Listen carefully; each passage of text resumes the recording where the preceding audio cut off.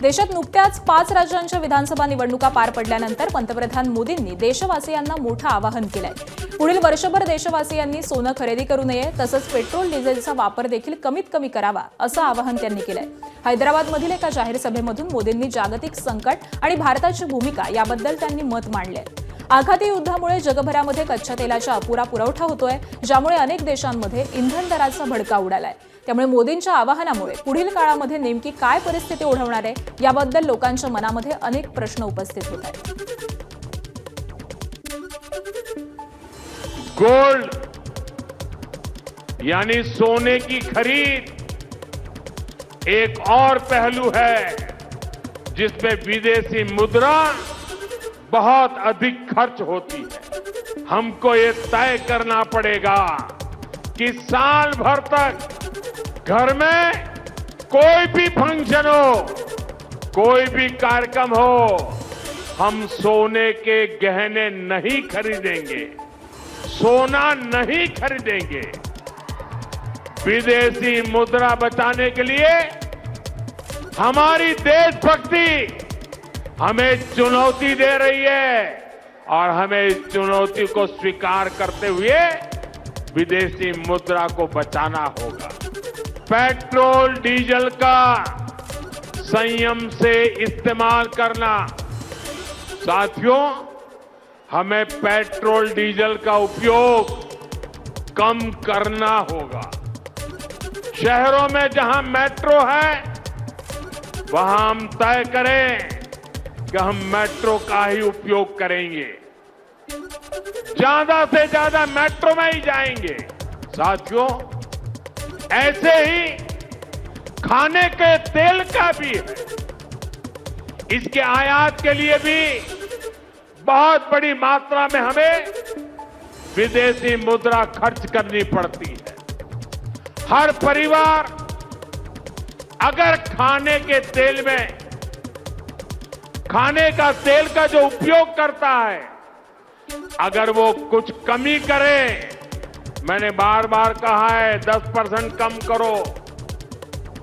अगर हम तेल खाना कम करें ना, तो भी वो देशभक्ति का बहुत बड़ा काम है। दरम्यान पंतप्रधान नरेंद्र मोदींनी केलेलं आवाहन योग्य आहे, असं वक्तव्य मुख्यमंत्री फडणवीसांनी केलंय। त्यामुळे गरजेप्रमाणे तेल आणि गॅसचा वापर करा, असंही फडणवीसांनी सांगितलं।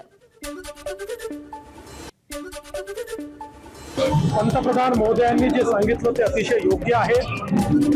आपल्याला कल्पना आहे, खूप मोठ्या प्रमाणात अमेरिका, इस्रायल आणि इराणच्या युद्धामुळे जगामध्ये तेल आणि गॅसची कमतरता आहे। आपण जर त्याचा योग्य उपयोग केला नाही, त्याचा नाश केला, मोठ्या प्रमाणात अधिकचा उपयोग केला, तर आपल्यालाही अडचणींचा सामना करावा लागू शकतो। आवश्यकतेनुसारच उपयोग, हे जे प्रधानमंत्री मोदयांनी सांगितलंय ते सर्वांनी पाळावं, असं आमचं आव्हान आहे। आणि पंतप्रधान मोदींच्या आवाहनानंतर इतर नेत्यांनी नेमकी काय प्रतिक्रिया दिलेली आहे, बघूयात। आज घरगुती गॅसच्या बाबतीमध्ये सुरुवातीला युद्ध सुरू झालं त्यावेळेला खूप बोंबाबोंब झाली, रांगा लागल्या, लोक पॅनिक झाले।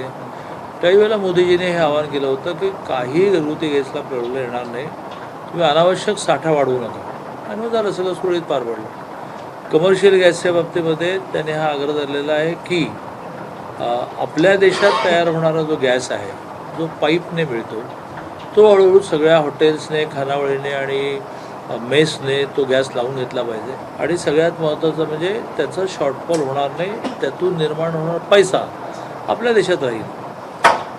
आणि योग्य वेळेला योग्य आवाहन माननीय मोदीजींनी केलं आहे। माननीय पंतप्रधान नरेंद्र मोदीजींनी आधीपासूनच स्वदेशी या विषयावर जास्त भर दिलेला आहे। आपल्या देशातला पैसा आपल्या देशातच राहावा आणि आपल्या देशातल्या उत्पादनाला त्या ठिकाणी महत्त्व द्यावं। प्रत्येक गोष्ट वापरताना स्वदेशी वापरावी, आपल्या देशाचा कमाईचा पैसा विदेशात जाऊ नये, ही भूमिका पंतप्रधान नरेंद्र मोदींची आहे।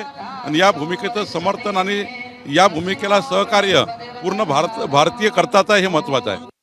माननीय नरेंद्र मोदी साहब ने बताया है कि भाई ज़्यादा सोना मत खरीद करो, और जो आउट ऑफ इंडिया के जो टूर है उसमें ज़्यादा पैसा ना खर्चा करते हुए वो पैसा यहाँ अपने डेवलपमेंट के लिए लगाना चाहिए, ऐसा उन्होंने बताया है। तो मेड इन इंडिया को भारत सरकार महत्व देती है, पूरा सामान यहाँ बनना चाहिए। अपनी इकोनॉमी नंबर 4 पर आई है, अगर हमें 3 नंबर पर जल्दी से जाना है तो मुझे लगता है कि और भी अपनी इकोनॉमी डेवलपमेंट होने की आवश्यकता है। इसीलिए माननीय नरेंद्र मोदी जी ने ये बात बताई है, तो उसका जो आह्वान है उस आह्वान के मुताबिक लोगों ने ध्यान देना चाहिए। पंतप्रधान नरेंद्र मोदींच्या आवाहनानंतर आंतरराष्ट्रीय विषयाचे अभ्यासक शैलेंद्र देवळाणकर यांनीही प्रतिक्रिया दिली आहे।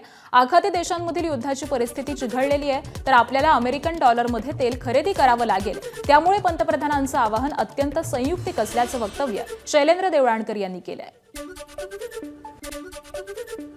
पंतप्रधान मोदींकडनं भारतीयांना केलं गेलेलं आव्हान हे अत्यंत संयुक्तिक आहे, योग्य वेळेला केलं गेलेलं आहे। सर्वसामान्य भारतीय जे आहेत ते प्रामुख्याने सोन्याच्या आयातीवरती असतील किंवा डेस्टिनेशन वेडिंग म्हणजे परदेशामध्ये जाऊन विवाह करणं, ज्याच्यावरती $1 मिलियन हे खर्च करतायत। केवळ जानेवारी 2026 या एका महिन्यामध्ये भारतीयांनी $12 बिलियन सोनं हे आयात केलेलं होतं। आणि ह्या सोन्याचा व्यवहार असेल, तेलाचा व्यवहार असेल, हे सगळे व्यवहार प्रामुख्याने डॉलरमध्ये केले जातात। जर आखातामधली परिस्थिती भविष्यामध्ये चिघळली तर आपल्याला महागातलं तेल हे डॉलरमध्ये खरेदी करावं लागणार आहे। त्यामुळे हा जो क्षण आहे हा डॉलरचं सेव्हिंग करण्याचा, डॉलरची बचत करण्याचा आहे। केरळ विधानसभा निवडणुकीचे निकाल लागून आठवडा उलटलेला असला तरी काँग्रेसला आपला मुख्यमंत्री ठरवता आलेला नाही। या संदर्भामध्ये काँग्रेस अध्यक्ष मल्लिकार्जुन खरगे यांच्या निवासस्थानी झालेली बैठकही निष्फळ ठरलेली असून सध्या के.सी. वेणुगोपाल आणि व्ही.डी. सतीशन यांची नावं ही शर्यतीमध्ये आघाडीवर आहेत।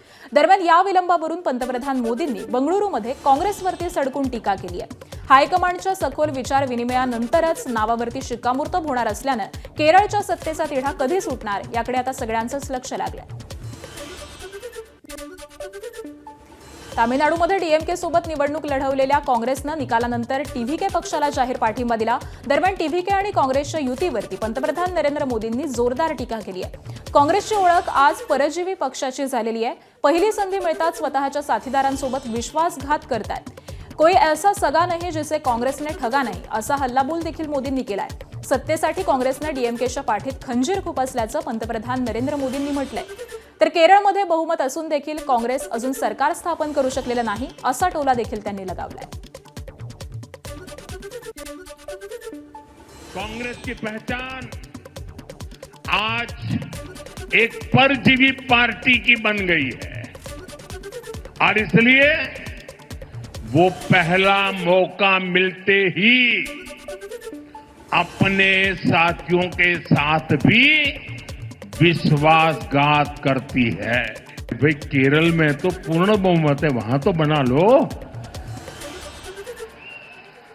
ये इकोसिस्टम केरल के लिए चुप है, नेता नहीं तर्क पर रहे। 2.5 साल की फॉर्मूला करे कि 1 साल के 5 मुख्यमंत्री की फॉर्मूला करे, अभी तक उनको नतीजा हाथ नहीं लग रहा है। रेवंत रेड्डी यांनी आपल्या भाषणामध्ये ज्याप्रमाणे मनमोहन सिंग सरकारनं गुजरातला पाठिंबा दिला तसाच पाठिंबा मोदी सरकारनं तेलंगणाला द्यावा अशी विनंती केली होती। त्यावरती मोदींनी काल मिश्किल टिप्पणी केली आहे। माजी पंतप्रधान मनमोहन सिंग यांच्या नेतृत्वाखालील केंद्र सरकारनं गुजरातला 10 वर्षांमध्ये जे काही दिलं ते सर्व मी तुम्हाला द्यायला तयार आहे, पण मग राज्याला सध्या केंद्राकडून जे मिळतंय त्याच्या निम्म्यावरच समाधान मानावं लागेल आणि तुम्ही तुमची ध्येय गाठू शकणार नाही, म्हणूनच तुम्ही माझ्यासोबत येणंच अधिक चांगलं आहे असं मोदी म्हणाले। यावेळी एकच हशा पिकला। मोदी जी बहुत बड़ा दिल वाले हैं, तो मैं मोदी जी से, प्रधानमंत्री जी से एक ही गुजारिश है, आपके बड़ा दिल तेलंगाना तरफ हमारा जो भी पेंडिंग है मुद्दे, ये मुद्दे एक बार आप साफ कर दिए तो तेलंगाना जनता भी खुशी हो जाएंगे। आपके नेतृत्व में इस देश को जैसा तरक्की करना चाह रहा है, तेलंगाना भी उसमें हिस्सेदार बनकर हम आगे जाएंगे और तेलंगाना में जो तरक्की हो रहा है आपका मदद जरूर हम ले लेंगे। जब देश की बात आए तो हम राजनीति नहीं करते, जब देश तरक्की करना है, देश के लिए हम अब साथ रहकर, हम साथ खड़े होकर देश को आगे लेकर जाएंगे। 10 साल के शासन में भारत सरकार ने जितना गुजरात को दिया वो मैं आपको देने को तैयार हूं।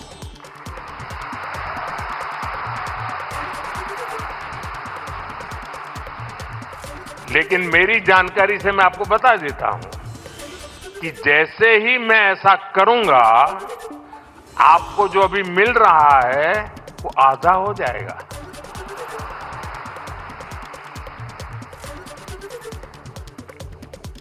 आप जहां पहुंचना चाहते हैं नहीं पहुंच पाएंगे, और इसलिए अच्छा है कि मेरे से ही जोड़ो। पुण्याच्या पर्वती परिसरामधील अरण्येश्वर तावरे कॉलनी इथं गाड्यांची तोडफोड झालेली आहे। तरुणांनी नशेच्या अवस्थेमध्ये गाड्यांची तोडफोड केल्याची घटना घडली आहे। मिळालेल्या माहितीनुसार रात्री उशिरापर्यंत काही तरुण अंमली पदार्थांच्या नशेमध्ये होते। यावेळी त्यांच्यामध्ये किरकोळ कारणावरून वाद झाला, तर वादाचं रूपांतर हाणामारीत झाल्यानंतर संतप्त तरुणांनी रस्त्याच्या कडेला उभ्या असलेल्या वाहनांची तोडफोड केलेली आहे। एबीपी माझा, उघडा डोळे बघा नीट।